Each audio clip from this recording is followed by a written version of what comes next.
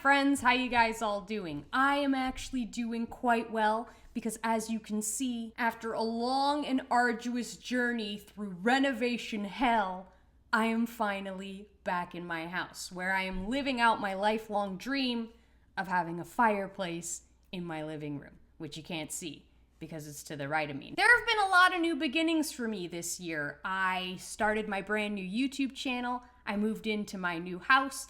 I acquired 10 new pounds on my ass, so I figured I would keep the momentum going and start a brand new series of videos where I discuss shit you missed while you were distracted by other shit. So, news you missed while you were distracted by mainstream news.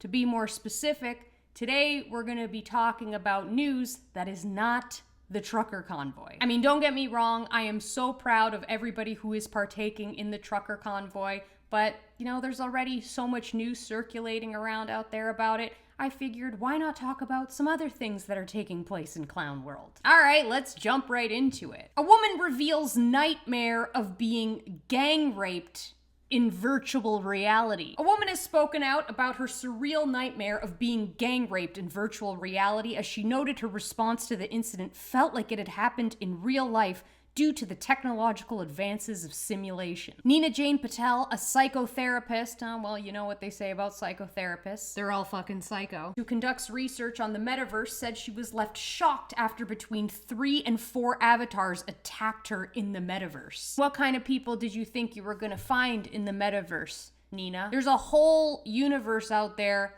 that looks so realistic. It's called fucking outside.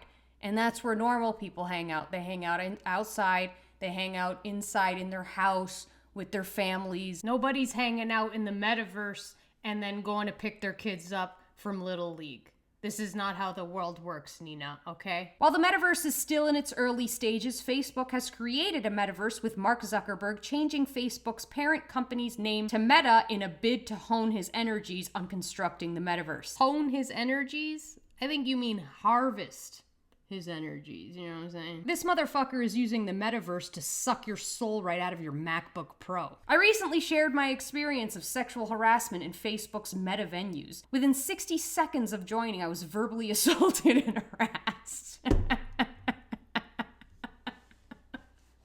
60 seconds. Sorry. 3 to 4 male avatars with male voices, I would hope. Essentially but virtually gang raped my avatar and took photos. As I tried to get away, they yelled, "Don't pretend you didn't love it and go rub yourself off to the photo." I got a lot of questions. I got a lot of follow-up questions. First of all, how do they take pictures? Do the avatars have cameras? Can you pick your camera? Is there like a battle between Nikon and Canon, like old school? And don't pretend you didn't love it. How exactly does the rape occur in the metaverse? Like, how exactly did the rape occur? Did Zuckerberg write this into the code? Is it graphic? Can you rip their clothes off? Is there a Me Too movement? I just have lots of follow-up questions. The 43-year-old mother said it was such a horrible experience that happened so fast before she even had a chance to think about using the safety barrier, adding that she froze. Miss Jane Patel, who lives in London, noted both her physiological and psychological reaction was akin to it happening in real life. Oh, was it?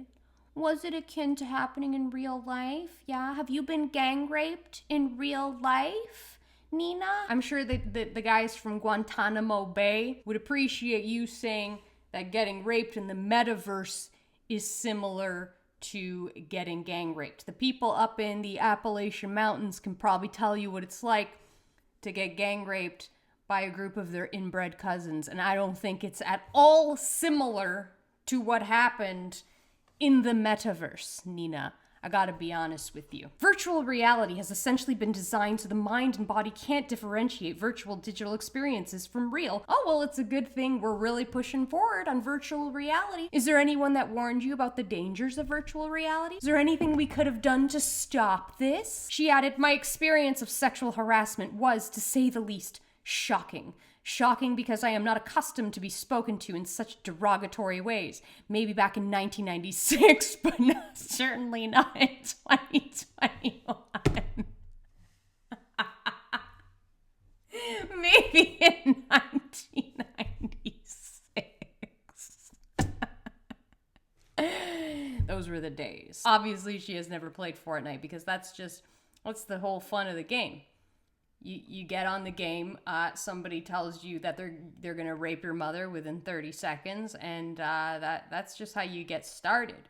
I mean, if you're finishing a game of Fortnite without somebody threatening your life, you're not really enjoying the full experience of the game. A spokesperson for Meta said they were sorry to hear of what happened. Oh, everybody's so fucking sorry. I'm truly sorry you had to experience this, and this must stop. Oh wow, it's only just begun and it already must stop. I wish stupid bullshit like this was a one-off, but unfortunately, this is not new. Back in 2015, a legit news station, and I use the word legit loosely here, reported an incident of virtual rape in the popular game Grand Theft Auto. The graphics are so good, this attack is eerily realistic, but this is virtual rape. Hackers rewriting codes and hijacking online video games like Zombie Apocalypse and Grand Theft Auto. The vile scenes are then posted to YouTube. It's violating, it's triggering for people who have survived assault in the past. It's a visual representation of all that terrible verbal stuff that you get as a woman online.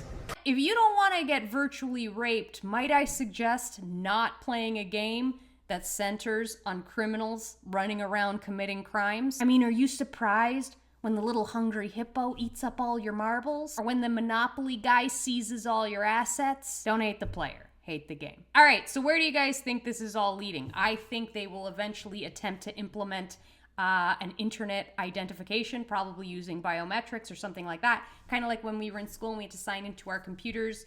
And then that way everybody on the internet is accounted for and we can criminalize online behavior. I think that is where we're leading. Let me know your thoughts on this stupidity. All right, guys, that's it for today. Thank you all so much for watching, and I will see you next week. Bye. Giving someone a plant is great in theory.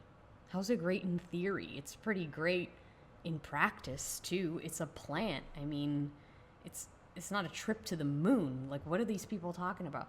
But if it often comes with unwanted responsibilities. This is what I'm talking about. This is how little people these days can handle. These are the same people who are telling you you don't understand how things in the world work, who think a plant is an unwanted responsibility. Literally dumping water into the fucking soil is a huge responsibility for all of these childless degenerates of this generation. These hand-poured candles are the perfect solution. How is that a solution? How is that a solution? A plant is a great idea. The perfect solution is not a plant whatsoever. Totally not even somewhat a plant. That is the perfect solution. The opposite of a plant. I think a candle is actually literally the opposite of a plant. It's fire. It's fire and melting.